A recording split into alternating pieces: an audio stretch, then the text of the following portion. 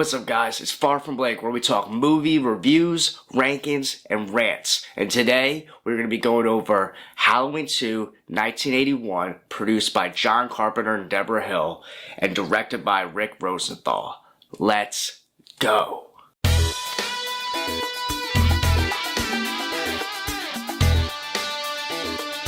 Okay, so there's a lot of things that's very similar about this movie compared to the first one, but there's also a lot of differences. This movie stands out in its own way compared to any other movie in the franchise. The pacing is way different. The hospital setting is way different. The mask is same original mask, the exact same mask from the original movie, but from what I've heard from other videos is that it was left underneath someone's mattress for a few years and just weathered and messed up, and then the actor that plays Michael Myers, Dick Warlock, who is a different person than Nick Castle, has a different face structure, so it's stretching out the mask differently to where you actually see his eyeballs compared to the first one. It was legendary, you couldn't see the eyes. That's the one thing about Halloween 2's mask, where seeing his eyeballs I'm not crazy about, but he does look menacing and he does look scary in the second one. So this Halloween 2 picks off right after the original, right after Dr. Loomis shoots him off the balcony and he's like, I shot him 6 times. And he goes downstairs, he goes down and checks, Michael's not there.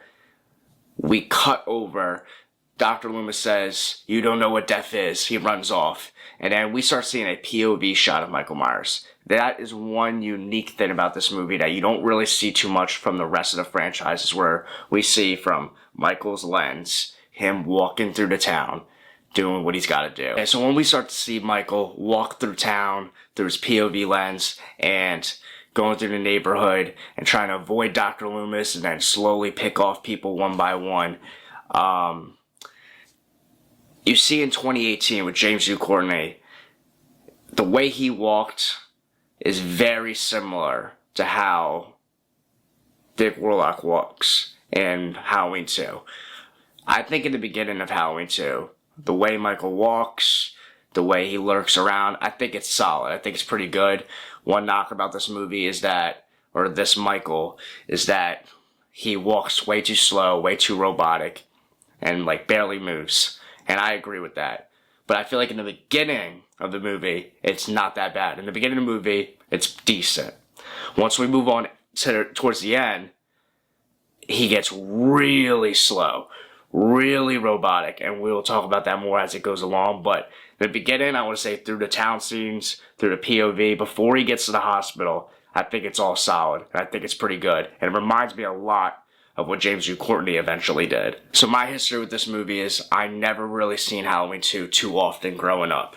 I always seen Halloween 1, Halloween 4, Halloween 5. They were always on TV. You'll never find Halloween 2 on TV when I was a kid. Nowadays, you'll see Halloween 1, just see Halloween 2. I always see H2O on TV every Halloween season and sometimes throughout the whole year. Halloween 4 and 5 are never on TV. But when I was a kid, it was 4 and 5 just seemed like they're on TV nonstop.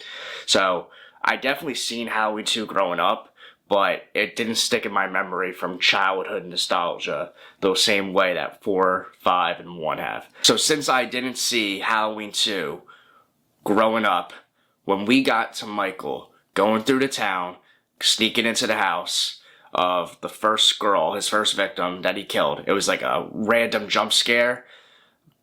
I watched it probably about 2 years ago or so.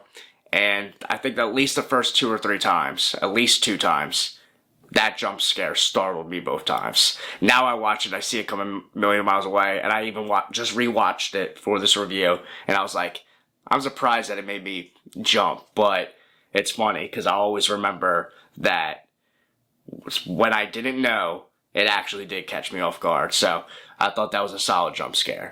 So I talked about in Halloween 1, that Dr. Loomis really propelled Michael in the story.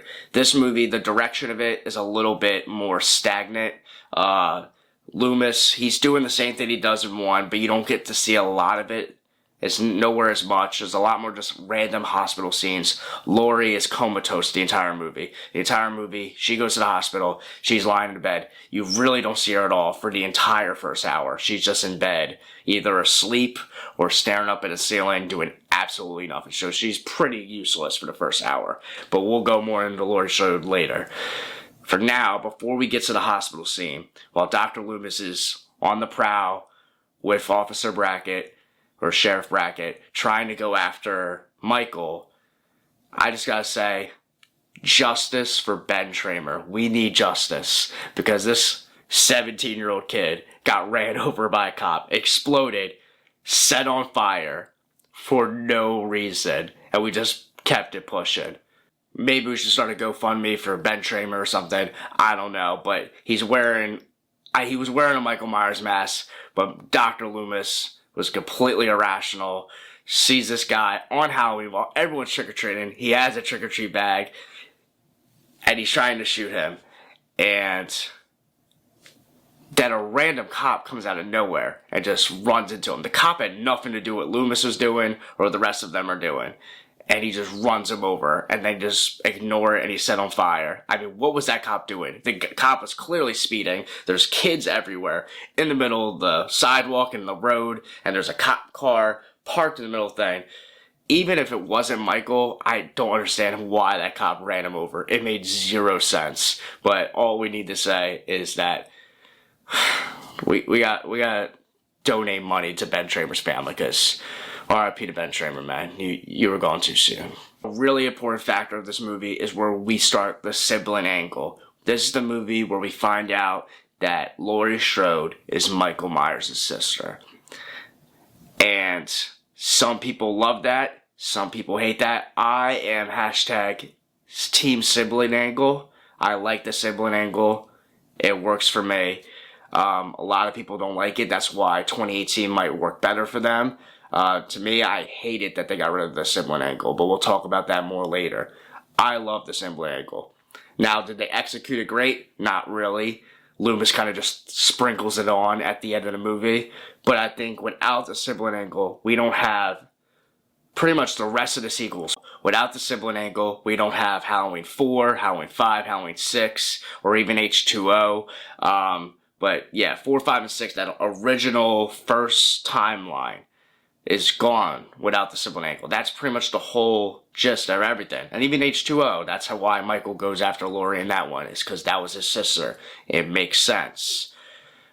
Movies now without the sibling angle makes less sense for Laurie Strode, but we'll talk about that later. So since this movie has the sibling angle, Michael's on the prowl, killing people, walking around, doing whatever he's doing while everyone's trick-or-treating, and he hears a kid holding a radio, and it says Laurie Strode's at the Memorial Hospital. So that's where he goes. He heads to the hospital because his whole motive is to go after his family members. So he's going straight to the hospital for Laurie. Gives us a real motive for Michael. He killed his sister when he was 6 years old, and now he come back 15 years later to hunt down his other sister. That's his thing. That's what Michael's trying to do. Anyone that gets in his way, you're going to get it too. Makes sense to me. I like it. So that's where we go with this movie. To me, this movie is just super slow. Laurie is slow. She's sleeping the whole movie. She's comatose. There's a scene where she's just staring up the ceiling and her eyes are open. And then, I don't know if she's just went into shock. She's dead. They don't really fully explain that. She's basically dead one scene. And then they run to go get help. The next scene, Laurie's crawling and is out of her bed, but she's crawling on the ground. I have no idea what she's doing this entire movie. Michael is going as slow as a turtle. It's so slow to get to point A to point B. As he's picking people off one by one, he's doing it in the slowest fashion. There's no dialogue going around. They're just showing shots of the hospital being completely dead. It's just a dead movie. And there's some iconic moments, some iconic kills. You have some iconic characters. But on rewatch, it's sometimes a really tough one to get through for me. And that's why it keeps... I'm not going to say it gets worse every time I watch it, because it really depends on the mood. But sometimes I'm just like you just want to fall asleep during it. I think out of any other Halloween movie, this is the one where you're like, okay, I just want to throw something on and then take a nap or fall asleep, this is the one to do it. You won't really miss anything. You can fall asleep the entire first hour of the movie, just like Laurie did, and then wake up for the last 20 minutes, because that's when the movie really picks up, is the last 20 minutes. It goes from 0 to 100 real quick, or real slow, I should say, and it just accelerates in the end. But Laurie does absolutely nothing this entire movie, and nothing really happens besides Michael picking people off. So what I've heard from other people is that Friday the 13th ripped off Halloween the original. A lot of people say that Halloween 2 tried to rip off what Friday the 13th did. Tried to make it more gory, more kills, less about story and plot and direction. It was just like, okay, we just need to amp up the body count. And they definitely did that. They had way more kills, but it didn't have nowhere as good of a story. It's just kind of, okay, we're going to make a Jason Voorhees, Michael Myers type movie. Michael is on a different level of strength in this movie compared to the last one. The last one, he would have to tussle a little bit. This one, he's just lifting people up with one arm. He's just like, I got you. I got you right where I want you. And there's nothing you can do about it. So I'm really indifferent about how I feel about Michael in this movie. I like the mask, but I don't like the mask. I like the way he walks, but I really don't like the way he walks. It really hit or miss in certain scenes. The mask looks cool and menacing. I would say the mask is good overall. It's one of the best masks in the franchise for sure. Just sometimes I'm like, no eyeballs. But that's whatever. That's a nitpick. The way he walks, like I said, it's really good in the first half of the movie. The second half, it just gets really ridiculous. I mean, you couldn't walk any slower. Or either just more vertical, and even the way he stabs, and just like, like it's just, everything he does is very robotic in this movie.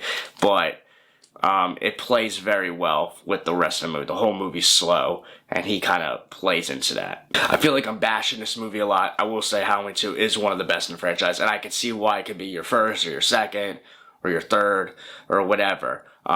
So you'll see in my rankings where it's at. I'm going to be watching each individual movie as it goes along, so it could teeter or go up or down based on how I feel with the rest of these movies, because I'm going to update it based on how I'm watching them right now. But yeah, to me, like I said, Halloween 2 is great. It's a classic. It's one of the best in the slasher genre with, Halloween, Nightmare, and Jason. It's just when I compare it with the first one, it definitely, like I said, the pace is just so slow, and it definitely drags in a lot of portions of this movie. I said that it doesn't pick up to the end. The first 20 minutes or so isn't bad, but that middle portion, and it's a large middle portion, like, there's just so much that doesn't go on, and I'm just sitting there like, kind of just waiting for the end. One interesting thing I want to talk about too, I said, which, just to tie it together, that the two movies I really haven't seen as a kid too often compared to the others was Halloween 2 and Halloween 6, and there's something in this movie that kind of ties with Halloween 6, which is very interesting. When Dr. Loomis goes into the school, they thought Michael broke into there. They had the Sam Hain thing on the chalkboard wall. They never talk about that in the other couple movies in 4 or 5, but in 6, that was like a big thing, was the whole Sam Hain thing. And Halloween 2, they didn't plan that. They didn't plan on doing multiple more movies that's going to build to Halloween 6. That wasn't some Avengers long-term plan. John Carpenter didn't even want to make another movie after 2. He didn't even want to make one after 1. So it's just interesting that I'm assuming that Halloween 6 took that from Halloween 2 and we're like, okay, we're going to go down this cult route. But it's interesting. There was a little nugget that actually ties together well with the next couple movies, and it wasn't even really planned. It was just something that was randomly thrown in the movie, and it kind of doesn't even go with Halloween 2 at all. But it's interesting that that's there, because we see what happens in Halloween 6. So just them having that little thing in Halloween 2 definitely ties that original timeline of 1 through 6 pretty well together. Dr. Loomis, he's still on the prowl. He's still doing his thing. He's trying to go after Michael. He's the only one trying to go after Michael.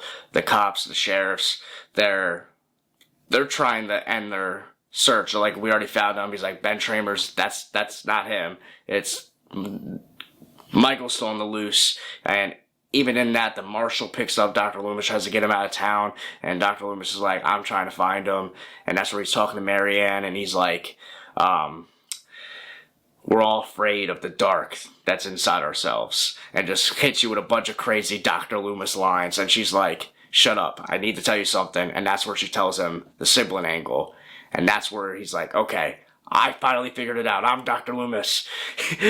We gotta go to the hospital right now. And he goes crazy and points a gun at the marshal. He's like, we are going to save Laurie because she's in trouble. Let's talk about Jimmy a little bit. When I was younger, I didn't think anything of Jimmy. I'm like, oh, he's just a younger guy that likes Laurie, and it's like, whatever. But it's really weird when you think about this entire movie. He's just doing everything he can to just pry on Laurie while she's like basically just in a hospital bed, and he's supposed to be doing his job and there's no one around. He's just always checking up on her, and the nurse is kicking him out, and Laurie's like, I don't think Laurie knows who he is. The way it's all played out is very interesting on rewatch. Every time I watch, I'm like, bro, what are you even doing right now? And it's not like he's even like being smooth. It's just kind of wild when you think about it. But he gets away with it because he's like a decent looking guy. But I feel like any other guy, they'd be like, okay, this is kind of creepy. Eventually, what ends up happening to Jimmy is he walks through this one room where the main nurse is like on the bed and like clearly like dead, and he's like looking at her and he's just like, wow, this is crazy.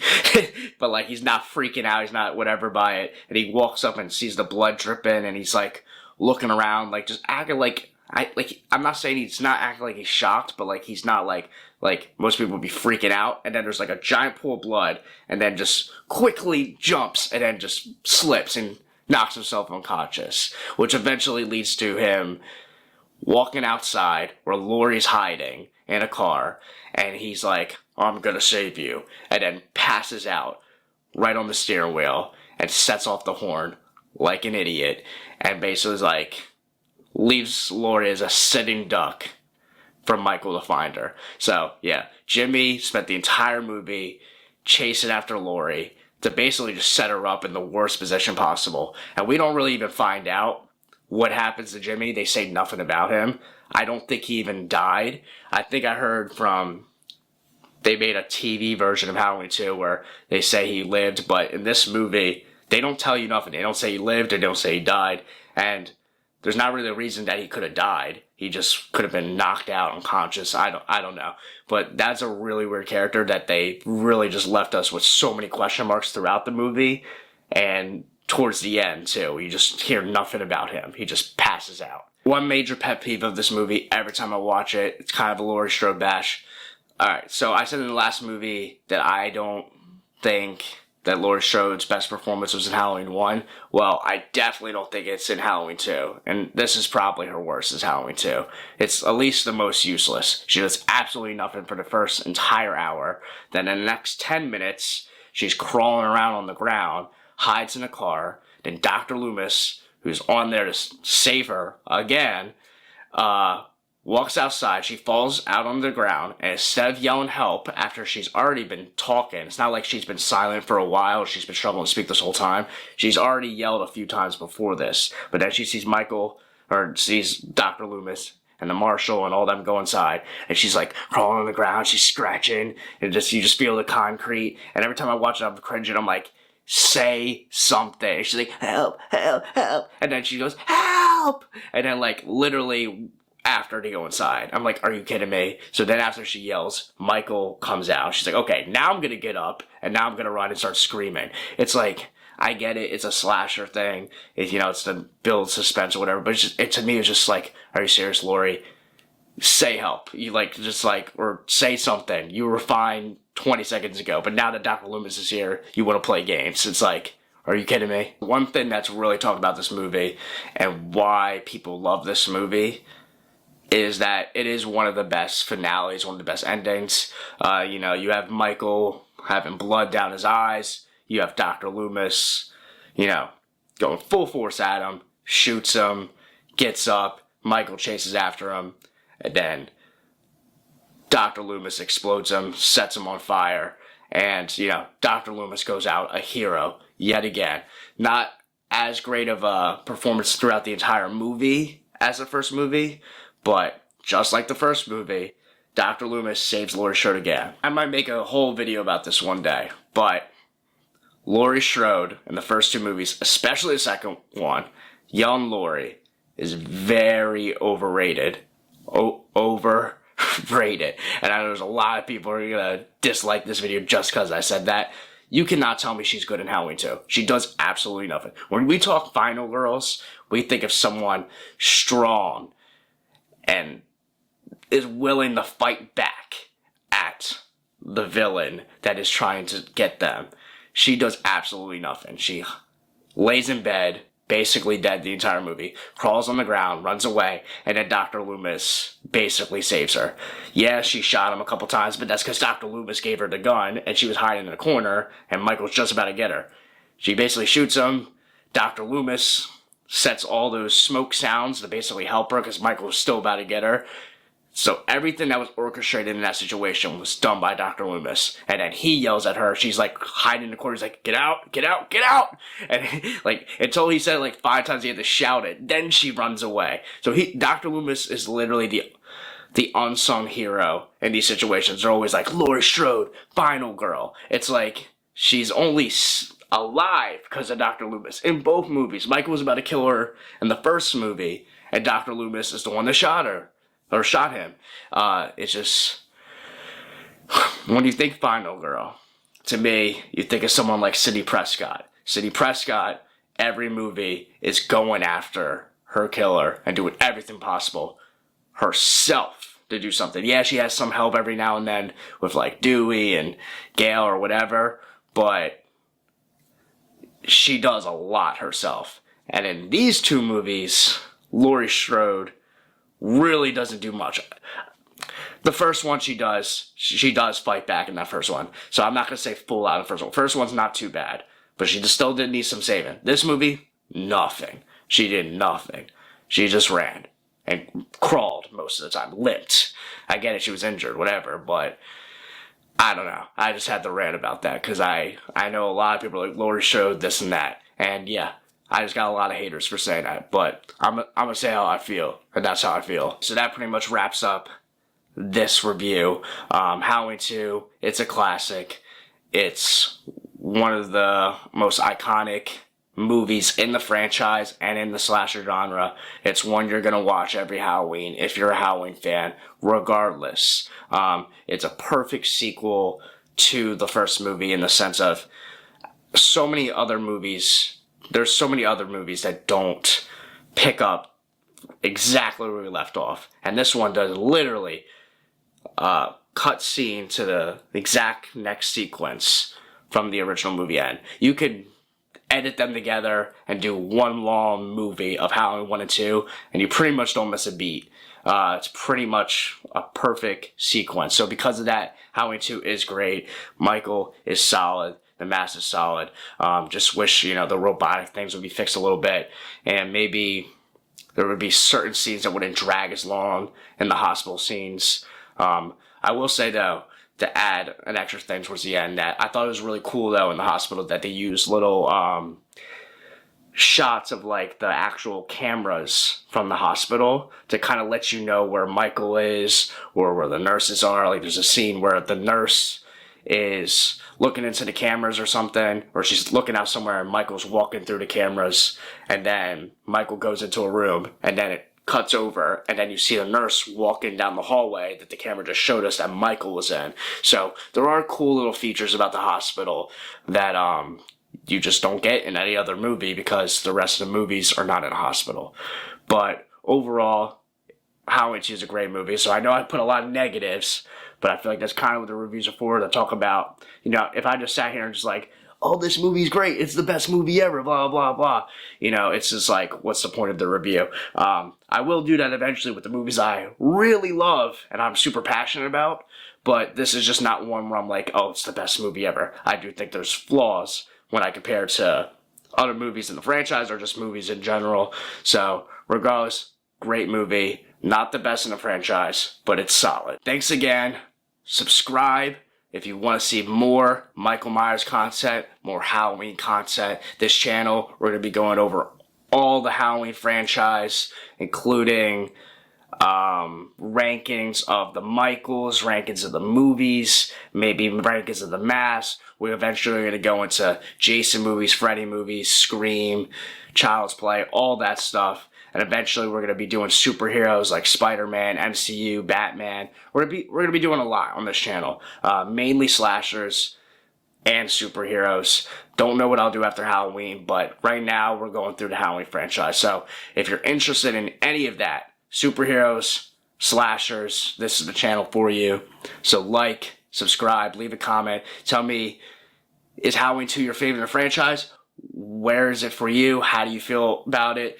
Did you grow up watching it? Did you not grow up watching it? How do you feel about it today? How do you compare it to the original? How do you compare it to the other sequels? Is it your favorite sequel? You know, a lot of people might like Halloween, the original, best, but, you know, they'll say Halloween 2 is my favorite sequel. So just leave a comment. You know, is it your favorite sequel? Simple as that. But yeah, subscribe. Thanks for watching. I'm out. Peace.